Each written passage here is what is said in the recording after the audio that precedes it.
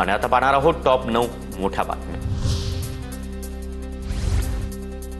Tapi mega recharge प्रकल्पाबाबत महाराष्ट्र आणि मध्य प्रदेशमध्ये ऐतिहासिक करार। विदर्भ उत्तर महाराष्ट्रातील खारपाण पट्ट्याला 5,78,000 एकर सिंचनला। उपमुख्यमंत्री देवेंद्र फडणवीस यांची माहिती। सिंधुदुर्गच्या मालवणमधील छत्रपती शिवाजी महाराजांच्या पुतळ्याचं आज अनावरण। मुख्यमंत्री देवेंद्र फडणवीस यांच्या हस्ते अनावरण होणार। अनावरण कार्यक्रमाला दोन्ही उपमुख्यमंत्री उपस्थित राहणार। उपमुख्यमंत्री अजित पवार आज नांदेड जिल्ह्याच्या दौऱ्यावर। मुखेडमध्ये कार्यकर्ता मेळाव्याचं आयोजन। दरम्यान शहीद जवान सचिन वंजे यांच्या कुटुंबियांना देखील अजित पवार भेट देणार। सायबर सुरक्षेची भीती दाखवत सर्वसामान्य नागरिकांची लूट करणाऱ्या टोळीच्या शोधासाठी आता सीबीआयची मोहीम। सीबीआयकडून शुक्रवारी देशातील 42 ठिकाणी छापे, 5 जणांना अटक।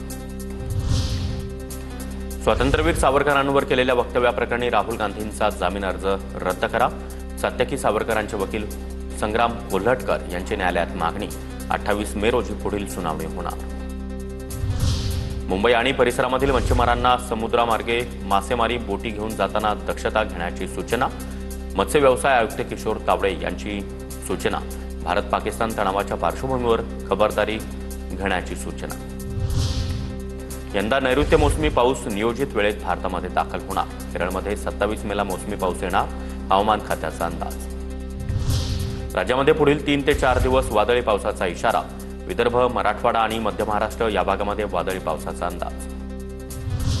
राष्ट्रीय पुरस्कार विजेते प्रसिद्ध रंगभूषाकार विक्रम गायकवाड यांचं निधन। पवईच्या हिरानंदानी रुग्णालयामध्ये वयाच्या 61व्या वर्षी अखेरचा श्वास घेतला। आज शिवाजी पार्क स्मशानभूमीमध्ये अंत्यसंस्कार होणार।